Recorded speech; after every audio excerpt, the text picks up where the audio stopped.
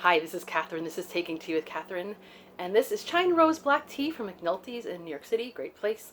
Of course, it's my Jane Austen mug because I'm doing more Jane Austen July related things. And thought I'd do this thing that's almost like a tag and almost like a response video. So, one of the things I do, try not to spend too much time doing so, but I do it, which is I bookstagram. I don't think I have as polished an account as some people do, or as dedicated to one thing. It's kind of the companion Instagram account to this channel. That's what I call it anyway. And got a little bit of a today. And so on that account, I follow people, individuals who are readers, and people who have themed accounts related to books that I like to read or places that I like to go. And of course I follow some Jane Austen related stuff, because of course I do. And one of the accounts that I follow on Instagram is called Jane Austen Runs My Life. So I'll have to remember to link that down below because I'm discussing their content. And so over the weekend, this account posted an unpopular opinions, a couple of different posts of that, and some of which weren't, to me, not incredibly unpopular, but they are definitely worth discussing. So I thought I would just address some of the opinions here and just put my own take on it. So if you've not read the main only six, well, Lady Susan counts, I guess, but the main 6 novels of Jane Austen, if you haven't read them and you don't like spoilers, then I would suggest you maybe watch this when you're done reading all of Jane Austen's novels, because I'm going to get a little bit spoilery here. Because some of these things are just... If you would have followed this account, the post alone might have been a little bit spoilery, so just alert. Anyway, so I'm going to get started. The first one is Fanny Price is actually one of the strongest Austen characters. And, it's funny because, obviously physically she's not the strongest. Almost everybody could take her in a physical fight. Almost everyone.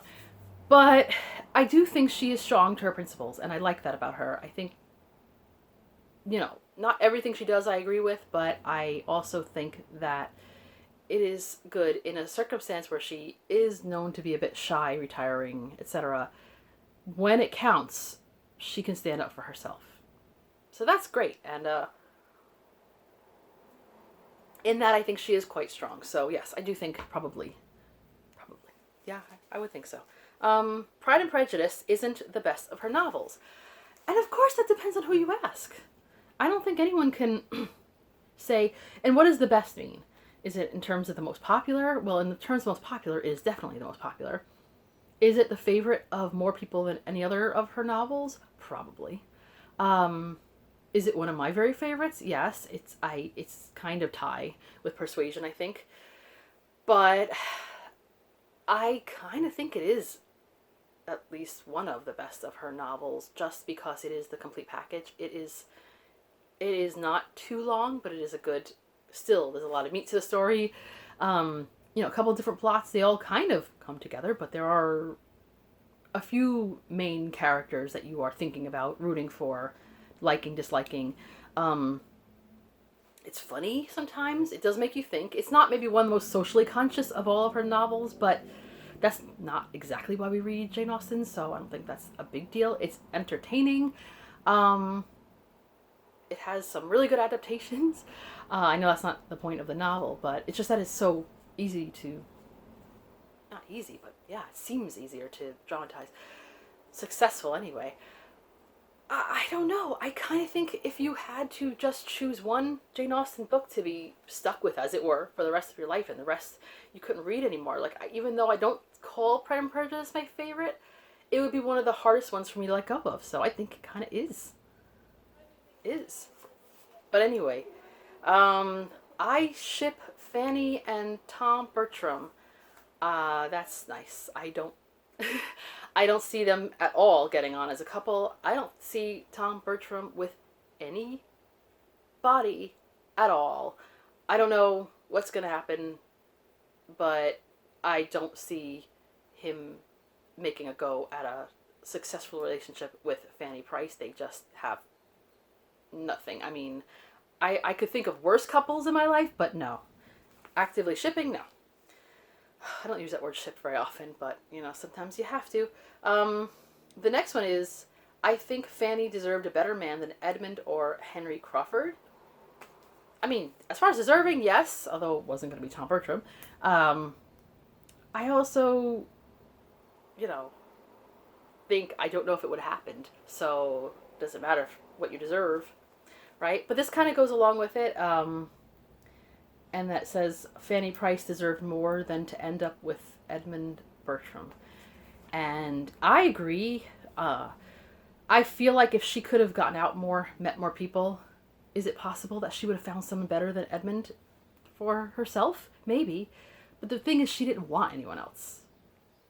She didn't want anyone else. She could have, she considered somebody, but not, there's no indication that she even thought of anyone else. So, like, seriously, anyway. And yes, I think Edmund would be someone I would not want to end up with, but I also imagine there were people in my life that if I loved them and wanted them to be my husband, and other people thought, oh, you could do better than that? You deserve better than that person? Unless the person is a horrible person. I'm not talking about that. Edmund is not a horrible person. He's just not appealing to me. Then doesn't matter what one deserves. It's what one wants, I guess. I don't know. Deserve is such a strange word, right? Okay, then Mansfield Park is the best Jane Austen novel. I mean, that is an opinion. I think it's a very good novel. I think it's amazing. I think it has a different feeling than the rest of the novels. It just does. It has a very different mood. So does Persuasion, but I don't know. Something about Mansfield Park. It is genuinely. It is amazing that that's the one that came out after Pride and Prejudice, because I know the reception could not have been as good as Pride and Prejudice had, and yet she still had a lot of readers when she came out with, I think, Emma after that. But I personally don't think it's the best, only because I think other ones are better. I do think it's a great book, though. I think it's a pretty amazing novel. It's so hard, though. I mean, I'm really trying to do my ranking again, my new ranking of the novels. And it is so hard to say this one is better than that one. It just is. Okay. Mr. Bennet is worse than Mrs. Bennet. I agree.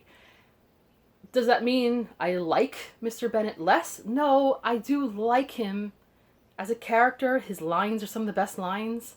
I even like, and this is of course a spoiler, did I need to say that again? When at the end of Pride and Prejudice, Mr. Collins writes to Mr. Bennet to warn him about, Lady Catherine's not happy about this Mr. Darcy and Elizabeth Bennet getting together. And Mr. Bennet's like, well, you know what? Go ahead and look after her, but you maybe should stick to the nephew because he could do more for you. And that's... that sounds a little bit biting and almost mean sounding, but in a way, he had a point, and maybe Mr. Collins needed someone to point it out to him. But Mr. Bennet was he wasn't very there as a parent. Like, he wasn't really looking after his daughter's future. Yes, I know the excuse was, well, they expected to have a boy, and by the time they realized it wasn't going to happen, it was just too late. I don't know. I think one should always do a little bit of planning. I mean, does it hurt to try to make things good for your daughters, even if you're hoping for a son? So, yeah, I think he was in some ways neglectful. I know he loved Elizabeth a lot. He liked and loved Jane, it seems, a lot too.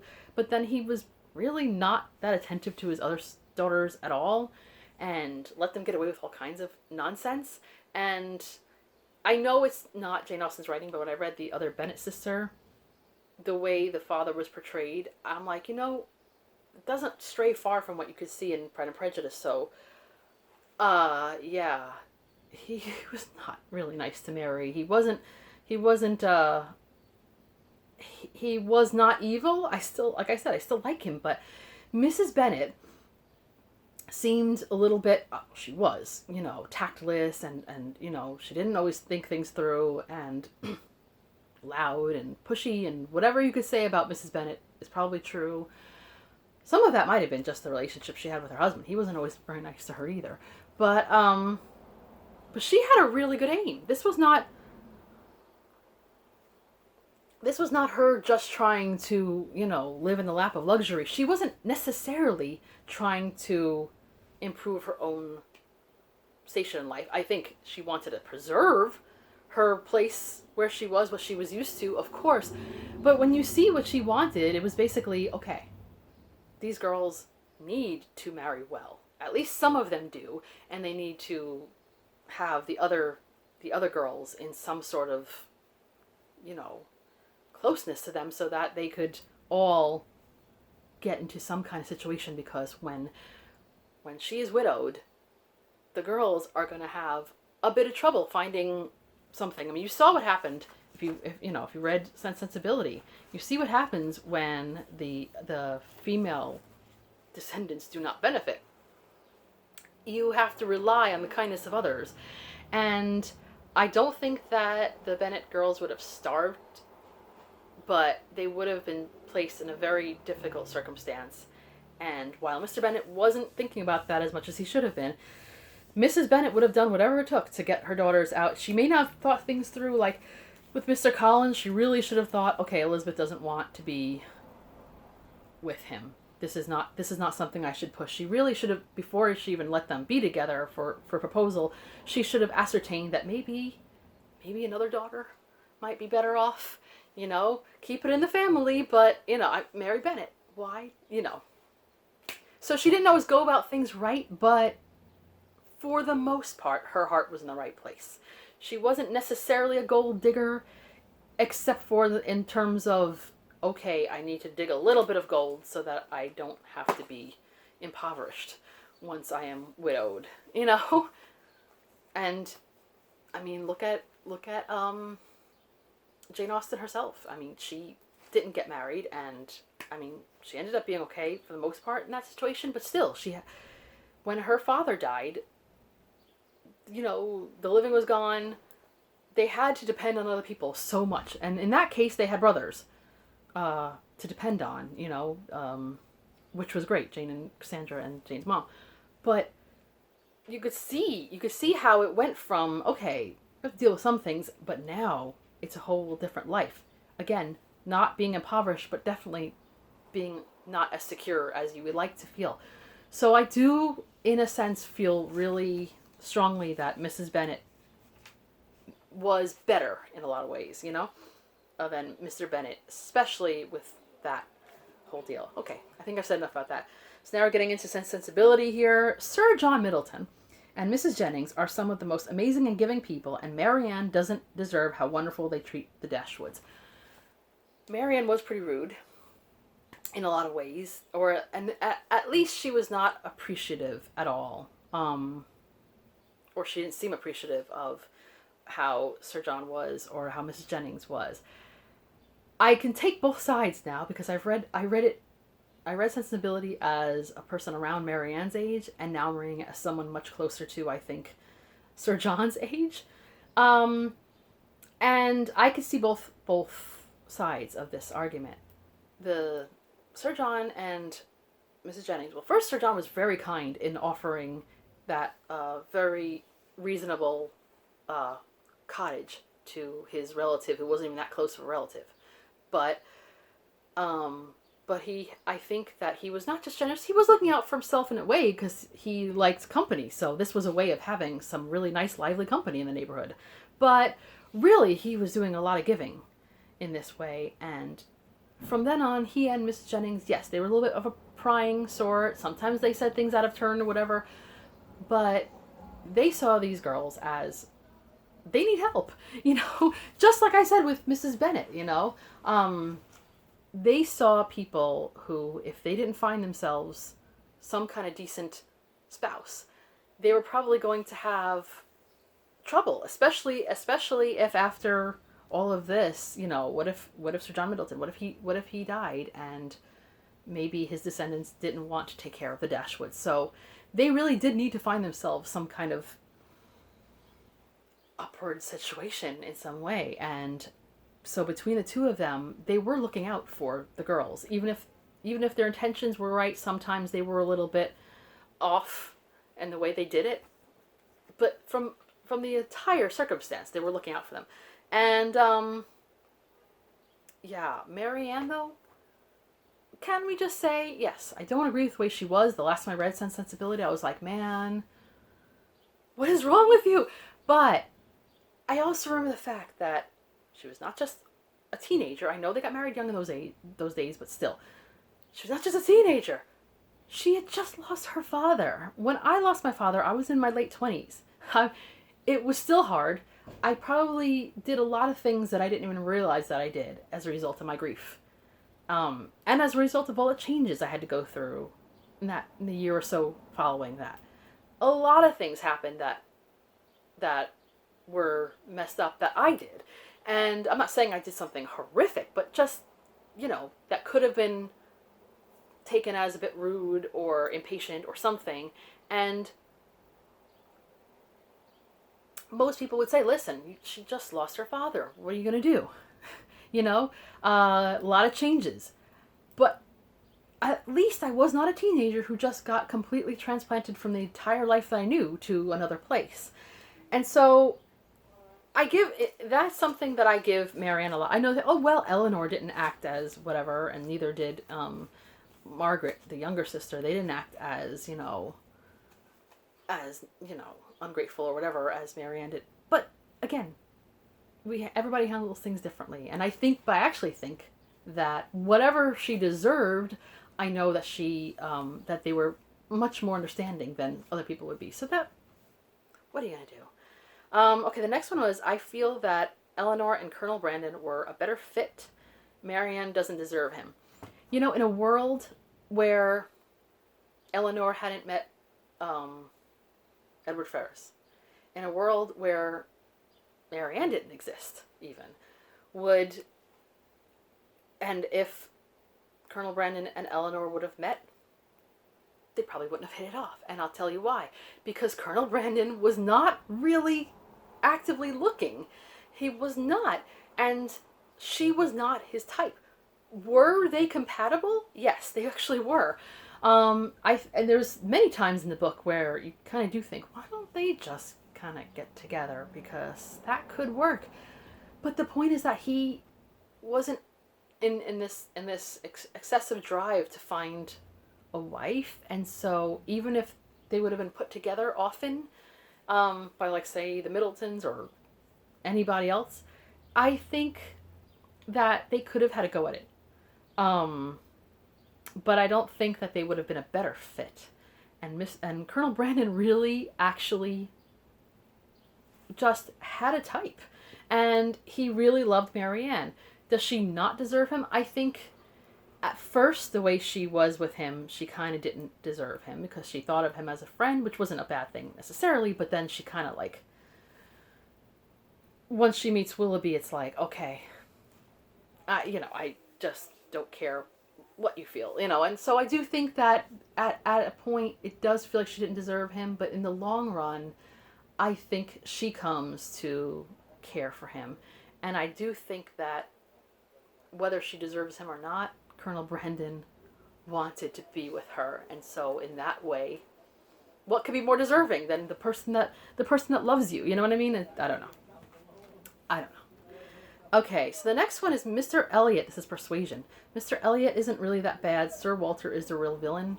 I want to discuss this, but I really want to reread Persuasion again. I know it's like my favorite book, but I feel like I don't remember a lot about Mr. Elliot except for I know a lot of negative things, but I'm trying to figure out if that he's not as bad as Sir Walter. I think, honestly, they're just as bad. I think they're just both kind of messed up. Sir Walter was pretty horrible. Yeah. This is Emma. John Knightley is the most annoying character. I'm like, an Emma? Now, we're not talking about George Knightley, which is the love interest. We're talking about John Knightley, the brother-in-law. I mean, if any book that has Mrs. Elton in it, and probably various other people that are annoying, because I read it last year, and I remember there were quite a few characters that I was like, ugh. I did not find John Knightley, I mean, occasionally he could be annoying, but sometimes I thought he was actually kind of funny, and I kind of liked the crankiness of it all. No, he was definitely not the most annoying character in Emma or any other of Jane Austen's books. Next one, now we're in Northanger Abbey. Mr. Tilney is the best Jane Austen hero. You know, I did my ranking last year, and he came in very close to the best. And sometimes I think I was wrong. Sometimes I think he was the best. I think in everything he is most what a decent guy is. Decent sounds like I'm putting him down. I'm really not. He was actually enjoyable to be with as a person. He was caring. He wasn't snobbish. He seemed quite balanced. He wasn't perfect, but he was pretty close, you know what I mean? But he wasn't like, oh my goodness, this, amazing hero character. But he was, in a lot of ways, a lot kinder and a lot more, I enjoyed reading it. Every time he came up in the book, I enjoyed his character so much. So I do think he's at least one of the best Jane Austen heroes. And then the last one, I don't know if there were any other ones and I left them out, but this is the last one I have, is General Tilney killed his wife. I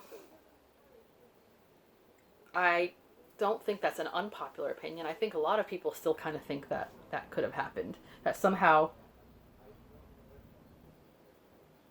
did he get away with murder? But it gets explained, etc. But I almost think that, in a sense, and I think that was even mentioned maybe, in some ways he did, even if he didn't intentionally do so. In some ways, I think, what's her name? Mrs. Tilney? I don't know what her title would have been, I guess. The Mother Tilney. I do think that had she had a better husband, she might have still been alive. Does that directly follow, then, that he killed her? No, but I wouldn't put it past him. Anyway, so I thought that was fun. Thanks again to Jane Austen Runs My Life. I love that, again, I love that name. And if you guys want to address these, either go to her, I think it's her, Instagram. I don't know why I do that immediately. But anyway, go to their Instagram. And either if you want to do it on Instagram or YouTube or whatever you want to do, or in the comment section, have at it. I think these are pretty good. I might be wrong about some of these things, but I do love to talk about it. So that's all for now. Hope you guys are having a good month so far. If you're participating in Jane Austen July, I hope you're having the best of it. And so for now, this is Catherine taking tea with Catherine. Have a lovely tea and Jane Austenville day. Bye.